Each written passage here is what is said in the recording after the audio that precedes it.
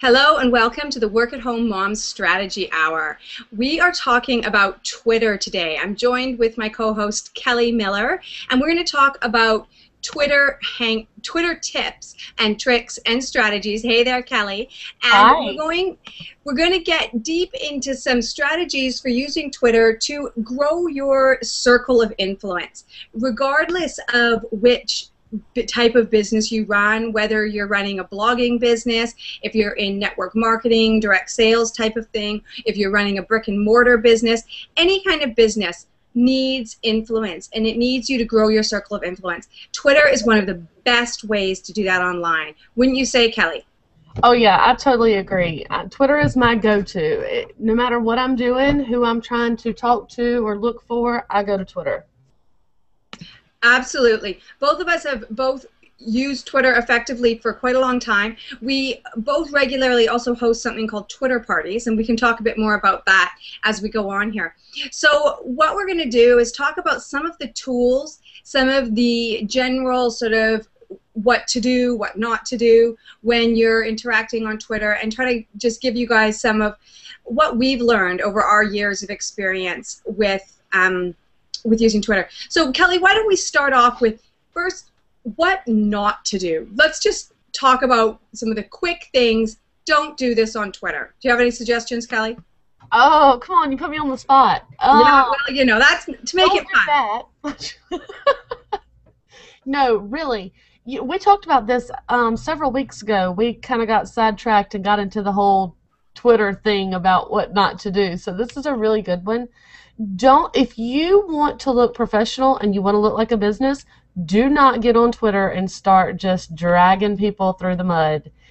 Everybody can see it. In Facebook, the only people that can see what you put on Facebook are your friends and your friends' friends. On Twitter, especially if you're using a hashtag, however 10 million users or whatever it is on Twitter can see that. So, Exactly. It's so true. It's so important to act professionally. And also, something that you might just right off the cuff say, you might regret a few minutes later.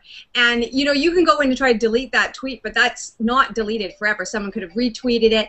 And, I mean, everything basically, when you put something on the internet, it's there forever. So don't quickly think, oh, I'm going to give some witty, off-the-cuff reply, snarky reply to someone, and then be like, oh my gosh, you know, so-and-so read that. Everyone's going to read it.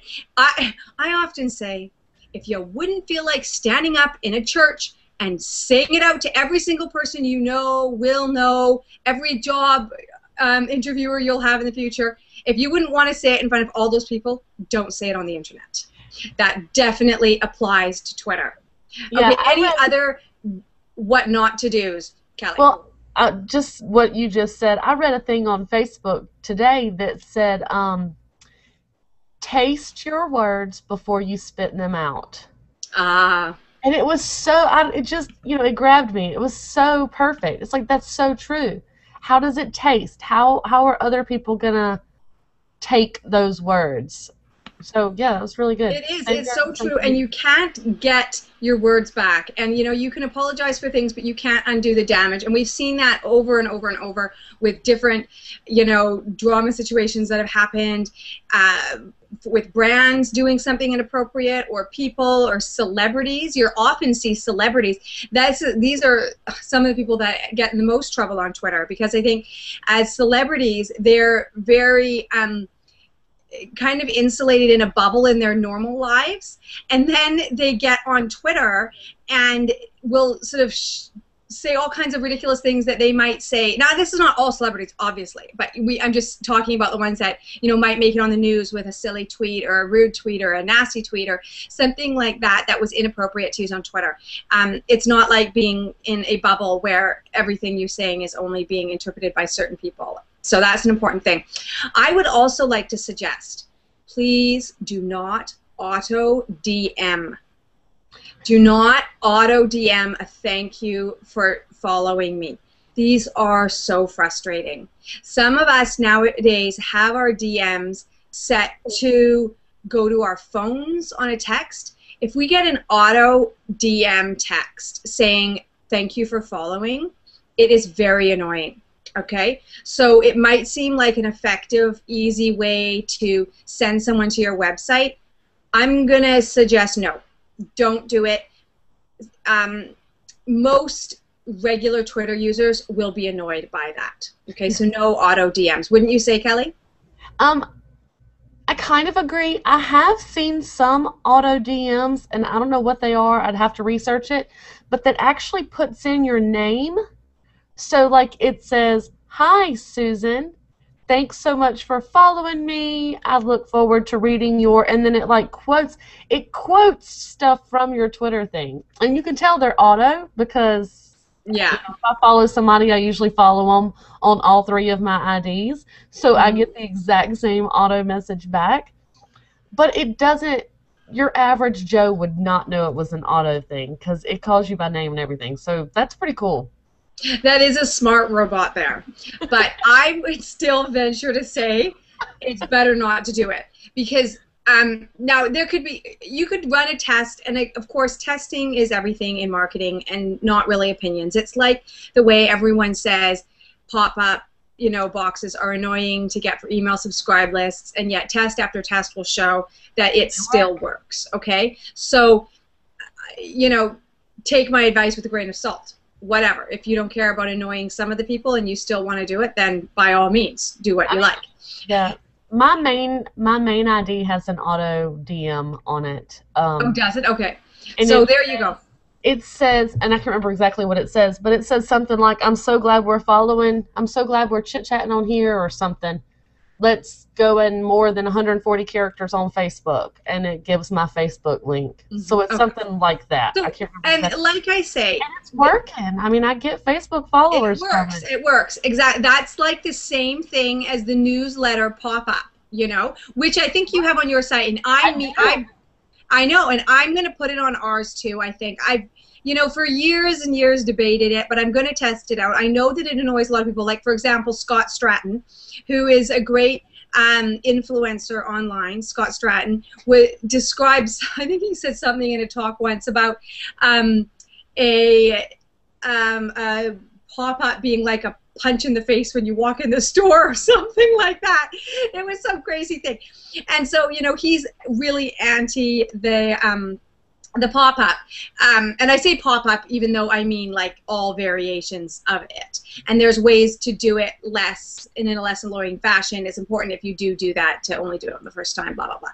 Anyway, but yeah, auto DMs can be like that. So I'm going to suggest overall, I don't like the auto DM, but it is possibly effective, and even Kelly uses it.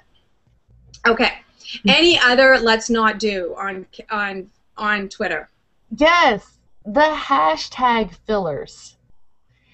You don't need 47 hashtags in your one little tweet. Yes, do not overdo it and hashtags are so useful if you use them properly. Now, there's some people that are very funny and can get away with making like really hilarious sort of hashtags that aren't like used for search purposes, but for some kind of silly sort of comical thing, like they hashtag some funny little phrase, and that can be done by certain people sometimes, and it's okay and it's funny. I would sort of say generally to most people not to overdo that. Wouldn't you say, Kelly? Do you know what I'm talking about? Yeah. And I just hit my head on the dresser because I wasn't looking where I was going. Hashtag. Yeah, like, exactly. Some long kind of random thing that obviously isn't a search thing, but they've shoved it all together, put a hashtag in front of it to make it look funny. There are certain people that I would say can maybe get away with that, and it be funny and be kind of part of who they are, and they can kind of get away with it. Most users, I wouldn't recommend it. Do you ever do that, Kelly? I don't think so. I'm sorry, I have the yawns. No problem. I got a tangle in my hair. I do use one that's not really a searchable one. The I'm just saying hashtag. Oh yeah, and that kind of thing. That's sort of okay. But yeah, I don't do the whole. And especially when it gets really long and it's like hashtag I'm so funny I love to use hashtags, kind of some ridiculously long crazy thing. That's not what hashtags were intended for. Some people can make use of it in a funny way sometimes. Don't overdo that. Also, yeah, like Kelly said, don't keyword stuff your hashtags.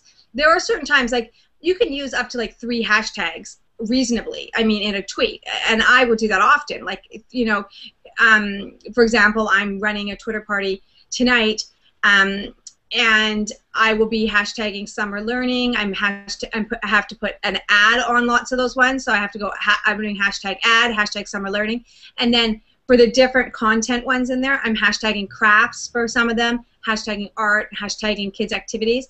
So that is kind of, I think that's an acceptable use of hashtags, to do 3 or even sometimes 4 in certain ways when it works in and it's totally related and makes sense. Would you say, Kelly? Yeah, but like the ones that say, you know, that have basically a link and then the entire rest of the tweet are hashtags, to me that's spam. No. Yeah, and because you have to think logically. You want somebody to retweet this or to click on your link. You want them to respect what you're saying. If you look like a spammer, someone's not going to pay attention to you because they're just going to think, oh, you just spammed me. Like, I just saw your tweet in my stream, because in my hashtag stream that I'm watching, because you just spammed it. So no, nobody likes a spammer. Okay. So, I think, do we have anything else on the let's not do that on Twitter? Yes. Another thing, do not self-promote on a popular hashtag. For example, Susan's having a Twitter party coming up. So when you see all these hashtags going crazy on your Twitter feed, don't just use that hashtag to get people to go read your blog. It's just as spammy.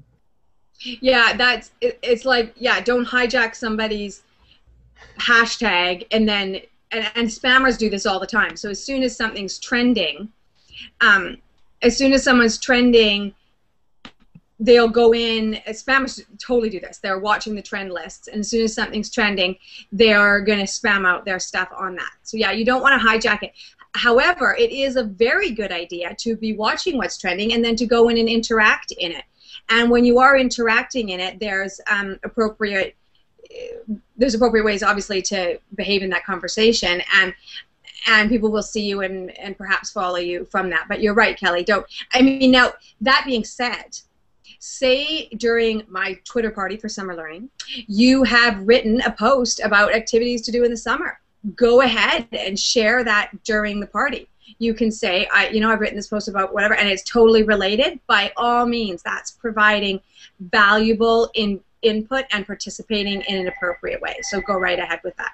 Sorry, my fax machine is going up. I agree. If it fits, if it's related to the context, do it, share it. But don't just pop in and share it and leave. Stay. I think that's the big key with Twitter. You can't just go and give your information and expect people to follow up on it. You have to interact. You have to actually talk with people. You do have to interact. And I'll admit that I'm really bad with when I'm really busy, not doing enough talking on Twitter. Like, I'm dialoguing on Twitter enough these days. This is one of the areas that I have to devote some more time to. But at least then, if you can't dialogue much, retweet people's stuff. So when you go in and look at your stream, you should see a whole bunch of RTs of somebody else's profiles. I like to do the actual RT, the Twitter type of RT on some of them. You can do an RT that is a quote and then interact on some of them. But I think it's really nice when I go to look at somebody's Twitter profile, I want to see, little bug here, I want to see that they have RT'd other people's content. So that's really good. When you go glance at your profile, you want to see that you've been RTing other people's content. Don't you agree, Kelly? I agree. So let's talk about some of the ways that you can do that without having to sit on Twitter 24/7. Let's talk about some of the... And we can do some screen sharing here too, Kelly, as well. If you want to bring up any of the tools, I think today would be a great time for us to do some screen sharing, wouldn't you say? Okay, go ahead. You don't have to, but I'm going to bring up some stuff. Yeah, I'll screen share a window. I'm going to bring up, okay, which tool are you going to talk about right now? What do you want to talk about? I don't care. We're so All right, well, organized no, whatever. today. Okay, I'm just going to bring up, you can start talking. I'll try to kind of follow along. I'm just going to sign into Twitter here, and I'm going to try to share my screen so I can sort of show some of the things that we talk about, okay? So you just go ahead, and I'm going to share my screen in a second. Okay, Go ahead with what you were about to say. I was going to talk about Hootsuite. Please. Okay, you actually, just a sec, can you share your Hootsuite screen, though? Yeah. I'm going to bring something else up. I think fall should, like, I do use it, but I'm going to confess that I don't use it as much as I should. I actually end up using the web client a lot because I use Buffer a lot. While you're bringing up yours, okay, you got your, all right, perfect. Kelly's got hers up. If you'll click on me, then I'll be up, and we can both talk. All right, so Kelly, you talk about how you use Hootsuite because you're a great Hootsuite user, and although I use it, I'm not as dedicated to it as I should be. Go ahead. So I used to not. I used to use TweetDeck. TweetDeck was like my baby. I used it for everything, and then I don't remember why, but somebody made me switch to Hootsuite and try it out, and now I can't imagine ever going back. So this is my Hootsuite that you see. There's Mom with 3 Boys, there's Southern Mom, Deals, my personal Facebook. Look, 3 Boys and a Dog Facebook, Southern Mom, some of my Facebook groups, some of my LinkedIn groups. Fantastic. Yeah, whatever tab you want, I can handle all or pretty much all of my social media right here. You can add Google Plus brand pages now. So there's the home feed. This is what you see when you go into Twitter. This feed right here is the people that are mentioning me. Then I have one of the hashtags that I follow. I have our Learn to Blog weekly hangout right here. My direct messages, the tweets that I've sent, and tweets that I've scheduled. So I know what time I have tweets coming out. Excellent. So, I mean, to me, it's a big time saver. I can just sign right into my Hootsuite, and I can handle a whole bunch of stuff in just a few minutes. I just click from site to site. If I want to tweet something, maybe I had a cute thought that came to me, but I don't actually want it going out now. I click this little button right here, and I can schedule it for whatever, or I can auto-schedule it. And what auto-schedule does... I love that auto-schedule. The auto-schedule is great, hey? Yeah, what it does is it sends the tweet out at the best time for my audience. So you can auto-schedule it. I can choose to write this really cute thing, and I can have it go across all of my different areas. I can cross-post that thing all over the web if I wanted to, just by clicking these places that I have set up in here. Wow, look at all those places you have set up. That's amazing. It's like all right there, and I'm doing Google Plus. I'm getting it added. I think I've added it to my streams, but I haven't added it as one of my networks yet. Oh, anyway. And so do you want to go back? Do you want to go back to that list again and show us the kinds of things you've got in that list to just give people ideas, because you've got so much stuff in there. So show us what you've. Do you mind showing us a little bit closer what you've got in there? Okay, look, you can see the little picture. There's Twitter. Yeah. There's my personal Facebook. There's fan pages. These are groups on Facebook. There's a lot of them. This is my Google Plus 3 Boys and a Dog page. Okay. LinkedIn right here. These are LinkedIn groups here. Very cool. And you can add more. That's great, yeah, because I haven't put all those different things, especially Facebook groups, LinkedIn groups. I mean, that's amazing. I haven't done that. I need to start using that more effectively. So, look, Twitter, Facebook, Google+, LinkedIn, Foursquare, WordPress, and Mixi. All of those social networks can be added to Hootsuite. Mm-hmm. You can also add a stream from all those different places, and they have different apps. Yeah, what's this about the apps? I've noticed that, but I haven't. Have you ever used that? I have the Social Flow app. What does But that one do? I don't know because I didn't do it. My assistant did it. With Hootsuite, you can give other people sign-ins. Yeah, that's so They can do important. some stuff for you. So there are 55 apps in Hootsuite, and 49 of them are free. You can add YouTube, Instagram, Stats, TrendSpotter. Look, Chatback. Very cool. Instagram. You can add Instagram in there. Yep, you can add Instagram.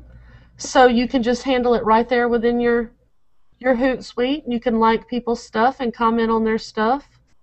You can add RSS feeds in there. You can add your Evernote. I mean, it's amazing. Granted, I pay for I do the pro version, but I do that so I can have several users.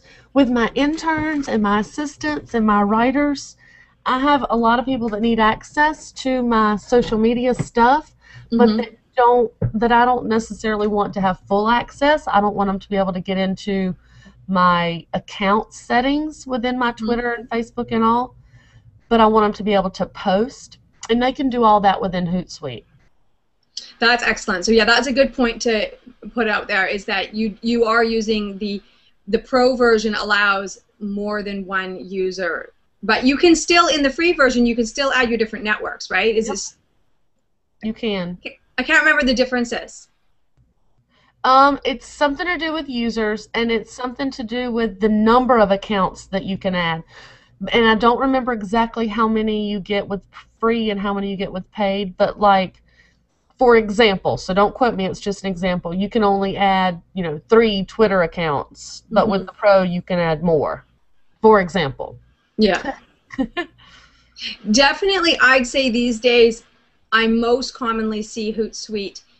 I hear people tell me most often that they use Hootsuite, and also when I look in your stats from a Twitter, I look at my stats from a Twitter party, and when you're looking at reports, you can see which platform people have tweeted from, and I'd say a huge proportion is from Hootsuite. Wouldn't you say that, Kelly? Yeah, I find a good bit is from Hootsuite. From Hootsuite. So that you're definitely good to go with Hootsuite. It's a good option. There's another one out there called Market Me Suite. Have you ever heard of that, Kelly? I'm not. The reason I knew about Market Me Suite, I knew about it a lot of years ago, where I knew actually the people that created it. I happen to know them in person. Anyway, and so I used it for a while. I have to admit, then I kind of stopped using it. It was buggy. There was a few bugs in it that had annoyed me, but this was like 2 years ago. And so at that time, I used TweetDeck. That was when I was using TweetDeck as well. And then I also stopped using TweetDeck. I have started using Hootsuite. I'm not as loyal as Kelly is yet, and I have to get myself better about it, because I am really, it's kind of a bad habit for me to just go in through the web version. So I'll do a share screen on, I'll just do a share screen on mine here for 1 second. Well, while you're pulling that up, I did want to say one more thing. The reason I like Hootsuite is everything is, it's all the same across no matter what I use. If I use my phone, if I use my computer, if I use my netbook, if I get onto my husband's iPad. So my Android, it doesn't matter what I'm on. I can access my Hootsuite and everything stays organized. That is so important. It's so useful because definitely I'm doing stuff on my phone all the time. And now TweetGrid is gone for parties. Did you know that, Kelly? Yes. It hasn't come back yet? No, I'm organizing. Like I say, I'm running this summer learning party, and I went to go make a party grid for it, and I was so annoyed.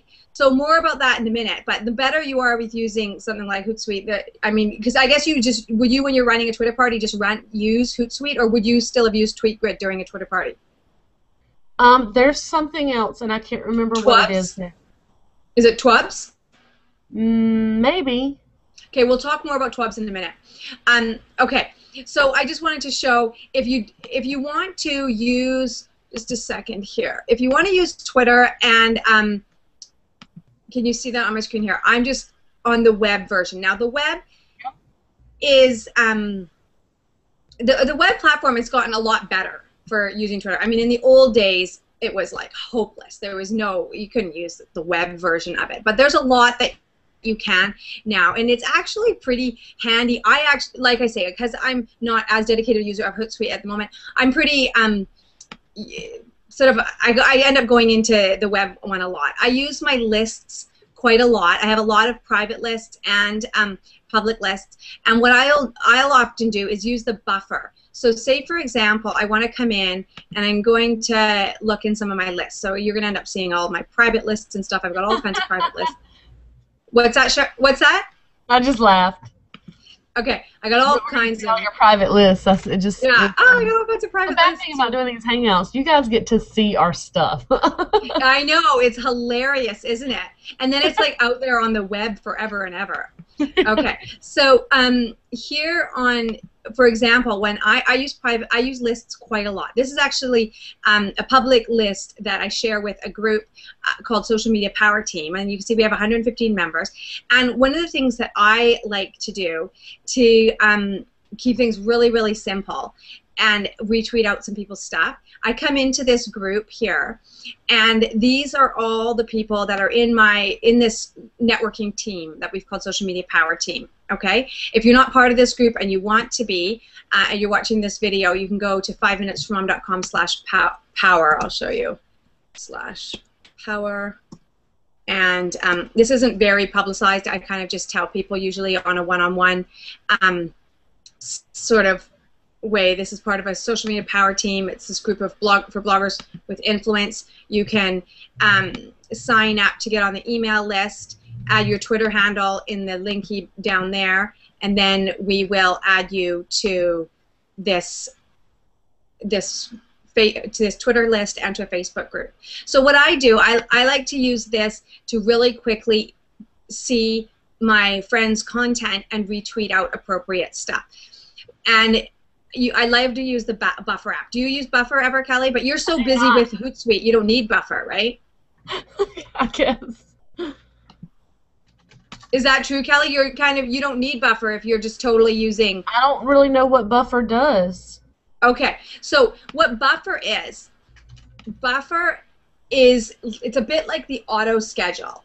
In that, what you do is it's the fastest way to schedule tweets so here I'm going to toss this. I see this tweet. This is a nice little tweet, easy $1 cookies that my friend is retweeting.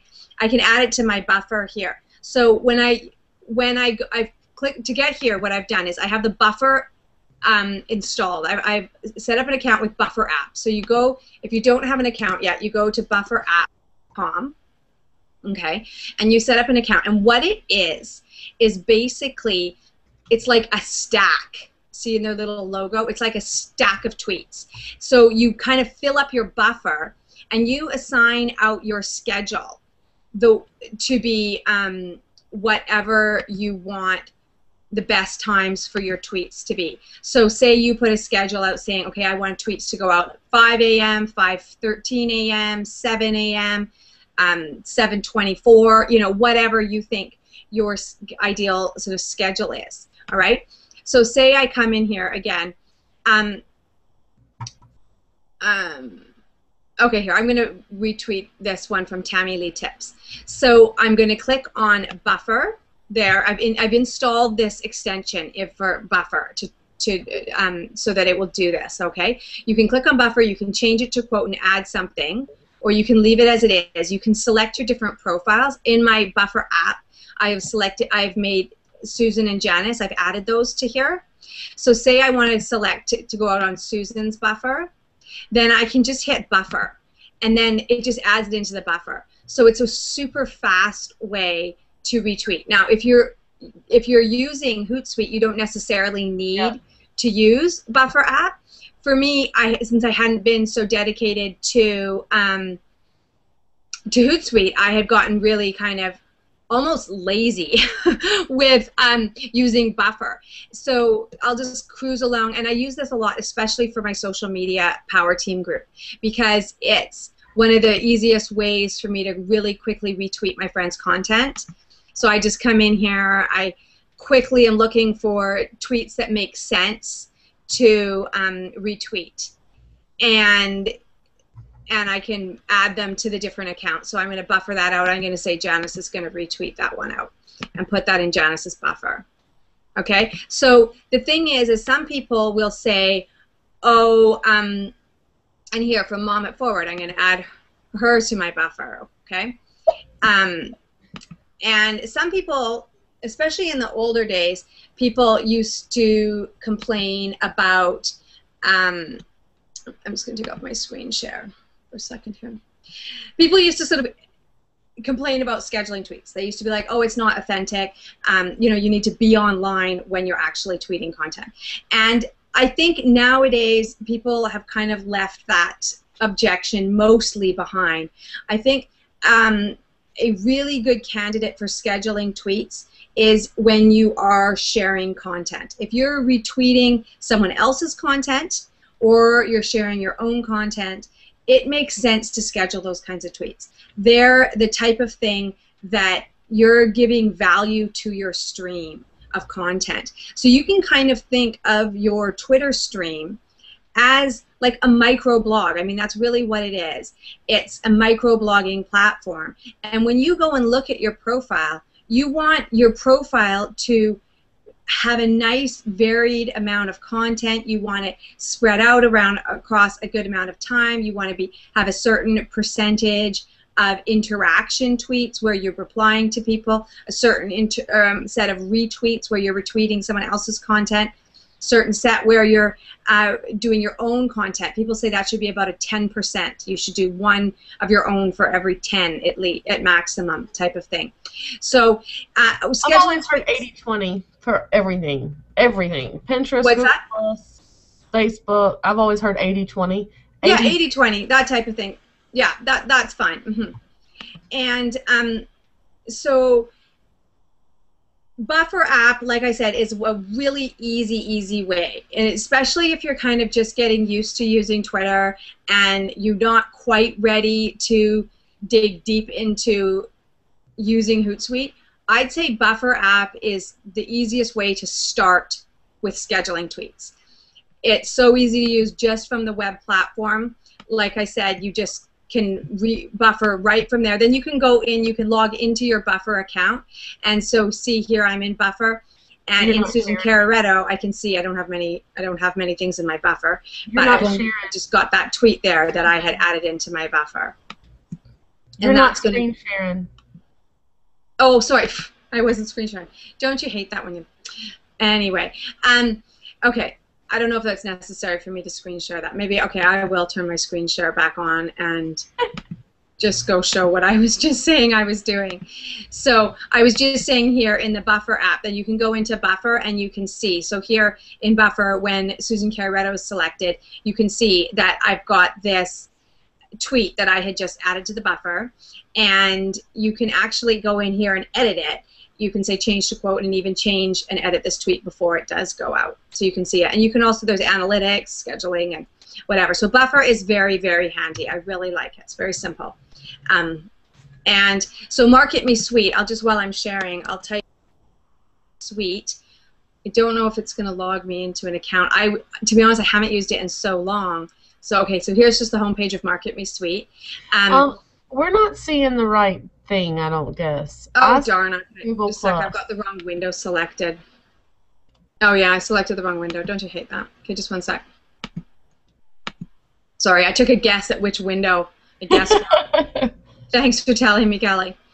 Okay, so this was the Market Me Suite front page when you're not logged in, okay? So what Market Me Suite is it's like Hootsuite, okay? It's another sort of version of that. They created it, it's been around, I don't know, like 5 years or something, or 4 years at least. I think maybe 3 or 4 years, because I used it a few years ago. I haven't used it in a couple years, so I can't remember. Maybe maybe I'm wrong, but it has really evolved and changed. And so I went to just log in again last night. The reason being because I went to go schedule some tweets for my party in Hootsuite, and Hootsuite only lets you schedule at 0 minutes and 5 minutes intervals. That's correct, right, Kelly? Yes, that is correct. So that is not good for when you're trying to schedule a Twitter party tweets. What do you use to schedule? Do you ever schedule your questions ahead for Twitter parties, Kelly? I do, and whenever I'm the Twitter party host, I schedule them 5 minutes apart. Oh, do you really?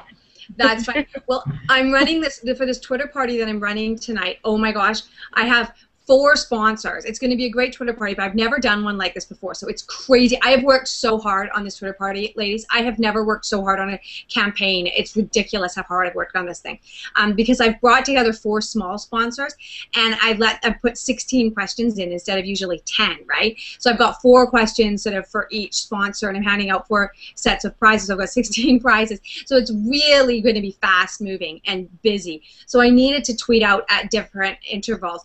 So last night when I went to go tweet my stuff with Hootsuite, I'm like, oh no, I've only got 0 and 5 minute intervals and I need it more often. So I actually used Social Oomph is what I ended up. Oh yeah, I've used that. Yeah, so I logged in. I had never used it before, but I created an account on it just because I have to schedule these tweets at 1 minute intervals instead of 5 minute intervals. And I went to go do it in Market Me Suite, but I couldn't actually set it up there because one of my old assistants had assigned my account to her, like my 5 minutes for mom, to hers, and so I couldn't put it into mine. So I used Social Oomph last night to schedule. So Social Oomph is another one. You do it as social. Oh, just a sec, you can't see all the stuff I've been typing. Social Oomph. Type it up, Social Oomph. So that's another one. That you can see they've got a free and a professional plan of Social Oomph. Okay, it's hard sometimes to decide because once you use one of these platforms, you really need to sort of commit to one of them, right? You don't really want to be trying to straddle too many of them. You want to just sort of get used to one. So definitely Hootsuite is a top pick, and this Market Me Suite, I can't really say if I think it's better or not. I was going to try testing out using it and seeing how I like it in comparison to Hootsuite.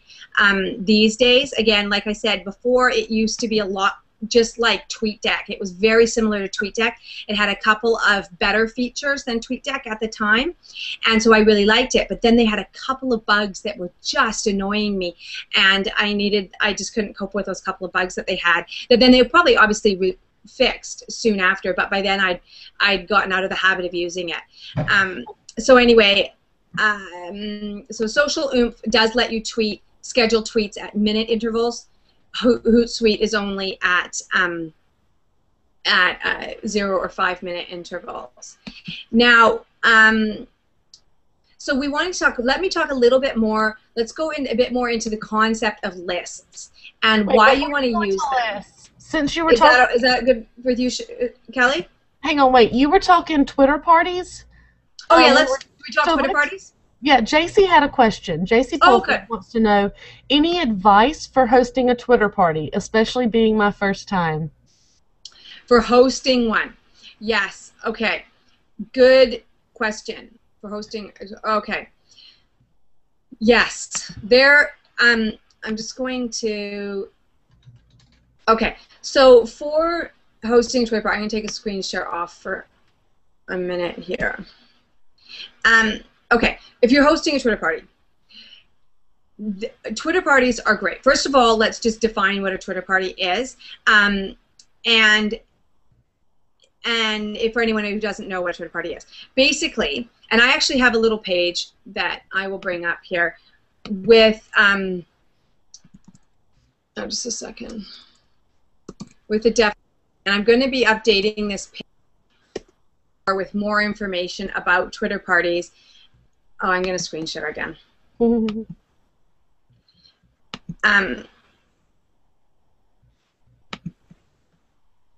So if you're trying to understand what a Twitter party is, or you're trying to explain it to someone else, say you want to pitch to a potential client that you want to host a Twitter party, or you just want to understand what they are better.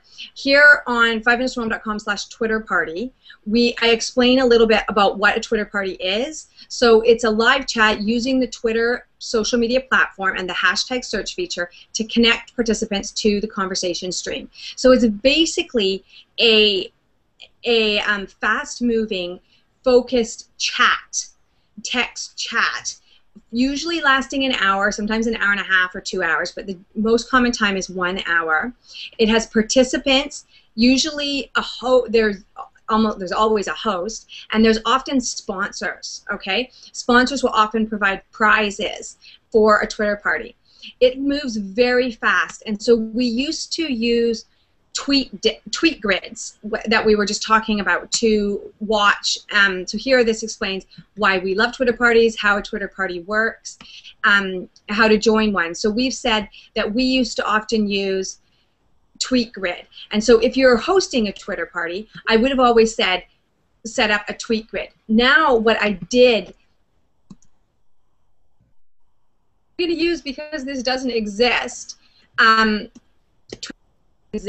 tweet grid doesn't exist anymore, and even tweet chat is down. Tweet chat used to be one that you could use. That's down. So and I'd already heard before about TWUBs. I'd never used it. I'd searched from some hashtags a little bit on it before, but I hadn't used it too much. Anyway, so I logged in there last night, and I created a little board for the hashtag for the party that we're going to be using. Now this hashtag is a funny one because it's not your typical party hashtag. It's a very generic phrase, and that has problems with doing it. I did it this way for this particular party. Normally if you're hosting a Twitter party, one of the pieces of advice I would give is to make sure you get a good hashtag. A hashtag usually for a Twitter party has something to do with the sponsor. So for example, we're running a Twitter party on Monday, the 22nd, for PicMonkey, and we're making the hashtag be PicMonkeyFun. Okay, we needed something with PicMonkey in it. You want something short. You want something more than just PicMonkey. So we said PicMonkeyFun because we're going to be talking about how to have fun with using the PicMonkey features. So that's an example. So one of the pieces of advice I would give for hosting a Twitter party is, first of all, have a good hashtag. Second of all, if you're hosting a Twitter party, you want to see if you can get some of your network, some of your friends, or some of your, you might want to explicitly ask for participants as panel participants or as an expert guest host. So for example, for summer learning here, we have invited Teach Mama, Amy Mascot, to be an expert guest. We've actually paid her for that. So certain parties, if you're inviting someone who has a lot of influence, you'll often have to pay for them to be an expert guest or to be a participant. Sometimes you might be able to, if it's a smaller one, you might be able to barter with them and say, you help me with yours, I'll help you with mine, type of thing, or you help me with mine, I help you with yours. You might be able to barter something like that. If it's a smaller Twitter party and it's not a sponsored one. If it's a sponsored Twitter party, you'll likely have to pay your expert guests or your panelists, okay? So that's a piece of advice there. Try to bring on a panelist or an expert guest, or at the very least ask a couple of friends to ensure that they're with you there to help with the dialogue. Okay, so another piece of advice is to use something like TWUBs for the this stream, okay? Now, this, like I said, this is my first time trying to use TWUBs because because TweetGrid is down. And TweetGrid is what we used to use to show multiple streams of conversation. TWUBs is not the same replacement because with the TweetGrid, you used to be able to have columns for the streams there, so you could have the hosts, the sponsors, the hashtag, and your own @replies in a stream, and that doesn't happen here with TWUBs. But this, at least, is one way to pause and show the stream. One of the things that I like when I'm hosting a Twitter party is to be able to pause the stream to count down and get a random winner. So oftentimes during a tweet party, okay, the basic structure of how I plan and hold a Twitter party is I first will write out a script of all the questions I plan. Usually 10 in an hour is good. This time, it was crazy for this one I'm running. I have 16 because I have 4 sponsors. It's going to be too fast. But anyway, normally 10 questions with 10 prizes is the typical. And when you're going to go, some people will say the first person to find an answer to this question. So they'll say, okay, what is such and such? Find the answer and send it to someone to the sponsor's website. I would say you do not want to say the first one. That's my biggest piece of advice. Do not say the first one that answers gets it. A, it's too hard for you to make sure it's the first one. B, you want people to keep giving you answers and so once someone's done it, then it shouldn't be over, right? So what I would do is generally if I'm spacing out questions, I had 10 questions and I'm spacing out over an hour, you've got just under 10 minutes, for each question and answer time. So based on the beginning, you're going to have some tweets to start, tweets at the end. So, say after about 5 minutes of a question being live, you're going to draw a winner, okay? So what you're going to want to do, how I do it, is I pause the stream, I quickly do a random.org, I get a number, and I count back that many in the stream to grab my random person. How do you grab your random winners, Kelly? I actually don't do it that way at all. Whenever I do a Twitter party, I always have a co-host. That person is paid, and that person pretty much runs behind the scenes. And we make people sign up on a certain page to be considered for the prizes, and they have to be in attendance. So they RSVP, and they have to be at the Twitter party. So we use like a random generator, like random.org, and we generate a number. Then the person behind the scenes, the co-host, checks that name against the stream to make sure the person is participating or has participated, and then they win. So it's random. Yeah, that's a great way to do that. Random.org is what we both are talking about using. Most people have heard of Random days because everyone uses it for generating random numbers, and that is a very smart way to do it, Kelly. I might even switch my way of doing that, because normally we have RSVP lists as well, but I haven't usually done it from that direction. I've usually let people still participate without having to RSVP to win. But I kind of like what you're saying there, Kelly, is that you do your random.org and you grab your number and you get that off of your RSVP list, not the active people, right? Well, what we do before each winner is chosen, we have some tweets set up to go out every few minutes that say, we're getting ready to draw the winner for prize number 1. Be sure you've RSVP'd at, and then we have the link and the hashtag and all. So we put that link out there numerous times, and then people will ask, how do you get to be chosen? And people will respond to that. You have to RSVP. So they send out the link. That's a smart idea, and I might do it more. Like I say, I've done a combination where I have the RSVP list, but I haven't actually required it, and it might be smart, especially for my very fast-moving one tonight. Maybe I should draw the prizes that way. Talking about RSVP lists, I tried out a new thing. I'm not sure how much I'm liking. Let me just show you what I'm talking about.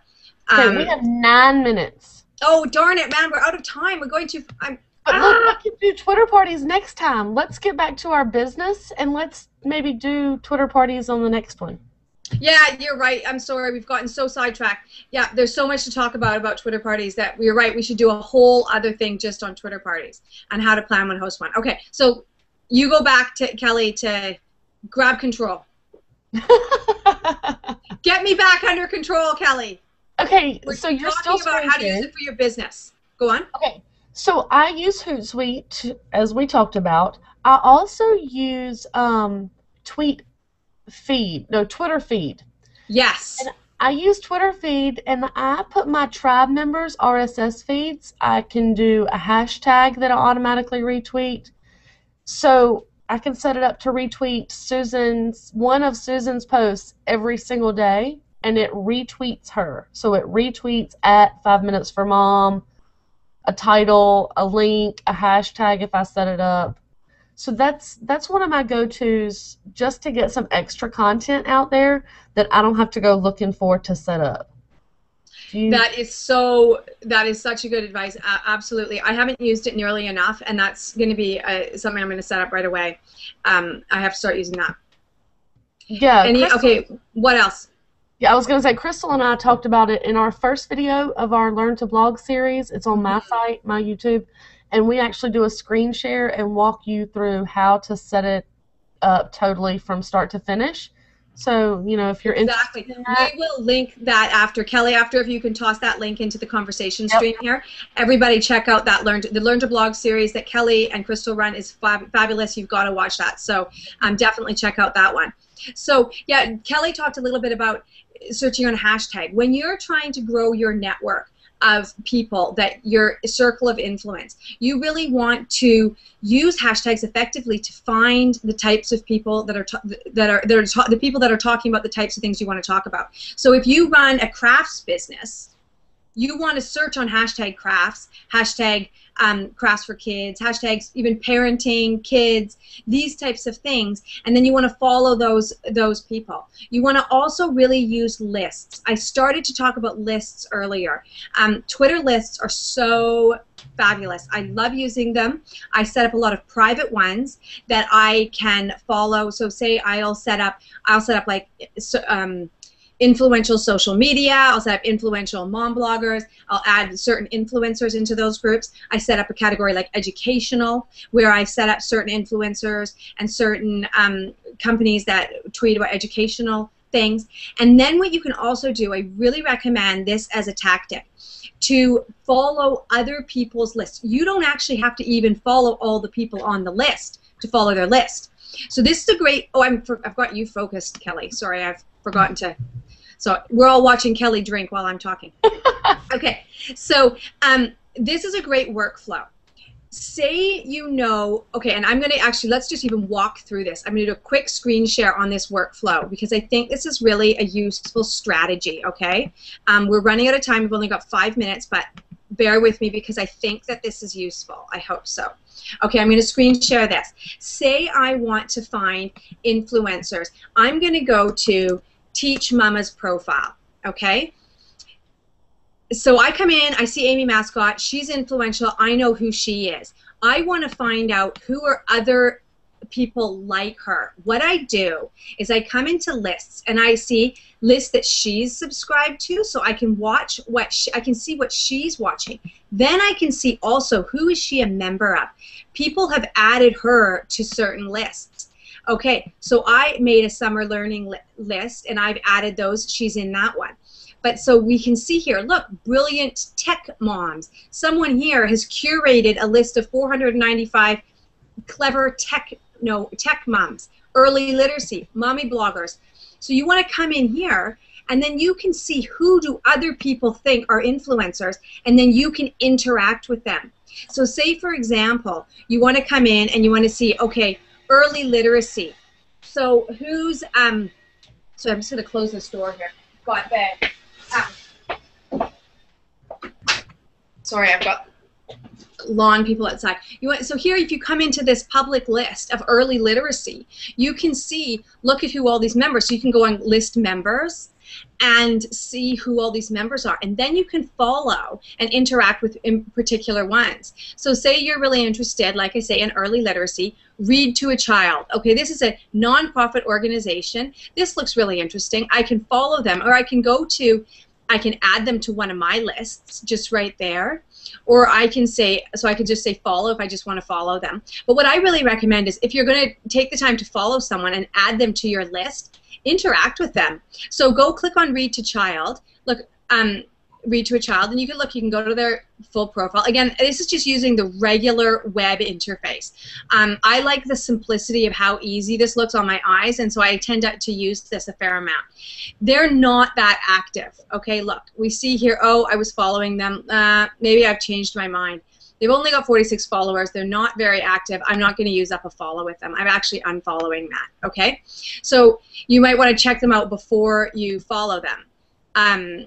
So that's one of the good things about going to their page before. But so you can go in and you can just see so here's someone teach preschool. I can go and click on their profile. Oh, look, this is a really great person teaching preschool. She's got 16,000 followers. If I'm interested in education at all, I should follow her and I could interact. So a good thing to do would just be to retweet something. You can go directly, use Hootsuite directly from here, or you can go right to her profile and retweet. The annoying thing is I can't seem to just retweet this thing from there. You have to go to her full profile.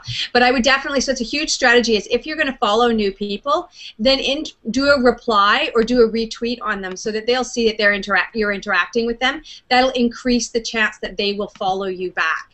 And that's really what we're talking about here, is increasing your circle of influence. And that means people that are actually influenced by you, not just your statistic of your number of followers. You could use a utility, spammy utility that sort of ups your followers in a manufactured way. That's not what we're talking about. We want real influence. And you get that by having real interactions. So go slowly when you're following new people. Don't just go in and follow 100 new people. Slowly, gradually increase your follower numbers. Follow someone, retweet them, reply to them, and that's going to increase the chance that they're going to follow you. And really what you want them to do is add you to one of their lists. You know, that's what you want to really interact, so hopefully you can get added to one of their lists. Okay, we have 2 minutes left, Kelly. What's some of your advice? Yeah, I use lists as well, especially if I'm doing like a certain event and I'm looking for specific brands to sponsor the event. I go into the lists and I look for, I mean, there are restaurant brand lists, there are tons of lists. Yeah, I use lists as well. Even though I use Hootsuite, I log into Twitter probably a couple times a week and go through people's lists looking for other people to interact with. So in Hootsuite, you don't do that list thing the same in Hootsuite. You'd use it in the web client? Yeah, I use it in the web client. Yeah, it's really set up. It's set up really nicely in the web client. I think it's very simple to follow that sort of rabbit trail. I like to just sort of go hopping down a rabbit trail and find, you know, different people to follow and interact with them. I like to do it just right there in the web client. So yeah, in Hootsuite, if you click on someone's name, where am I at? Okay. Yeah, at the bottom it should have an add to list, right? Yeah. This is what you first see. Let's see if I can make that. Oh, I can't. Hang on. I'm trying to make it a little closer up. Okay. So you can see so many toolbars. I do. I really do. So you can see their followers, their following, how many tweets they've done, and their clout score, which is really kind of cool for me. I like to be able to see that. Mm-hmm. You can click here and go straight to their Twitter. You can see their timeline. So what they've tweeted. You can see their mentions. And look, if I had all my toolbars closed, at the bottom of this, watch when I switch it. It says add to list. Did you see that? And you can see what they've favorited. So then, I mean, you can do a lot of it from here, just not enough. Oh, I got stuff popping up. So anyway, you were talking about lists. You can do it in Hootsuite, but I don't necessarily. Yeah, yeah. But yeah. Hi, Lisa. I showed your profiles because you're stalking me. So I don't know. Did we have any other questions before we go here? Any other? I'm just looking here. Do we have any other questions? Megan Cooper says the hashtag rule is really true across the board. Google+, Twitter, and now Facebook. And Megan, as well as Pinterest. Pinterest, yes. You can use hashtags as well. Yeah, hashtags are fantastic. Use them wisely. Don't abuse them. And do we use Triber? Holly wants to ask. No, I don't. I don't either. I did when it first came out, and it worked really well. And then they changed their entire algorithm, and it takes longer to try to go into Triber than it does to just go to Twitter and retweet my friend's stuff. Yeah. Yeah, I don't use Triber. I don't really recommend it. Okay, and so Holly says she sends out an RSVP link more than once. Okay, yeah, for Holly for those Twitter party things. All right, so we will include some of these links that we've talked about in our posts about the session when we embed the video. Kelly is going to copy and paste her link for her Twitter hangout where she did for her Learn to Blog. But yeah, there will, and I think like Kelly said, we should do a whole nother session just on Twitter parties. There's so much to talk about. Twitter parties are very effective for you to participate in, for you to host, or as a sponsor, if you're a company, why you might want to sponsor one, and how you can participate as a sponsor. So like I said, I've been organizing this really complicated one because I'm bringing on 4 sponsors for it. First time I've ever done something like that. But my idea was to make it a content-based one. I'm using the hashtag of summer learning instead of one that's really focused on a brand. So it's a new experiment for me, and it's proved to be a huge amount of work because I'm bringing on 4 different ones. I got 16 questions and all these different prizes. So it's going to be really crazy, but it's going to be a lot of fun. So join and watch that tonight. Participate if you can. It's going to be hashtag summer learning, and that is happening at 8 p.m. Eastern. So definitely participate in that. Check out our 5minutesformom.com/Twitter party page for explanations of what the Twitter party is, and if you're trying to communicate that to another member of your company, say for example you're interested in being a sponsor and you want to try to explain to your other company staff what a Twitter party is and what the benefits are and why you want to sponsor one, or if you're going to try to pitch one to one of your clients. Anyway, so definitely using Twitter, great way to build your circle of influence. And if you're in direct sales or in the network marketing world, you know that building your circle of influence is the most important thing that you can do, and that really affects, and the same thing goes for when you're a blogger, everything. Janice and I often, when we've talked before, always for the last how many years when we've worked with brands setting up campaigns, and we would talk about how we would charge or how we would measure the ROI. We would explain that when you're partnering with 5 Minutes for Mom, you're not just paying for a cost per impression, but you're paying for cost per influence. And I think that's a really, really important thing. As 5 Minutes for Mom, what we are influencers, and we're digital influencers, and that's what Kelly is. That's what most bloggers are, where we have built out our brands onto the other different social media platforms. We're influencers, and to become a influencer, you need to interact effectively on platforms like Twitter. So I hope these tips and tricks are helpful to you in expanding out your circle of influence. Kelly, do you have anything else to add before we say goodbye? Yeah, I do, because you know me, I like to talk. I want to say, give away yourself for free. If you want people to read your tweets and your Facebook posts and your Google Plus and come to your videos, give away your information for free. Just like Susan and I are doing, just like Crystal and I do on Tuesdays, just like Holly Homer does. Give away your information for free, and people will see that you are an influence. You are someone they need to listen to, and they'll keep coming back to listen. So give it away. Exactly. That's really good advice. You want to be, and that reminds me of a piece of advice I heard before, I can't remember the source, that to get traffic and to get attention, you can be 2 different things. You can be really, really cool, so to go viral or something. You can be really, really cool, which can be really hard to, or you don't necessarily always know what's going to be really, really cool. Or you can be helpful. Okay? So most of us, and a lot of companies, a lot of brands, it's hard to know what will grab on and be seen as cool and go viral from being cool. But you can be helpful. So strive to be helpful in your interactions on Twitter and in other places, and that will grow your influence and grow your network. All right. Thank you all so much for joining us. Thank you, Kelly. Thanks, Remember guys. to join us. Remember to join us every other Wednesday here for Work at Home Mom Strategy Hours. Visit Kelly at 3 Boys and a Dog and me, Susan, at 5minutesformom.com. Thanks, everyone. Talk later. Bye.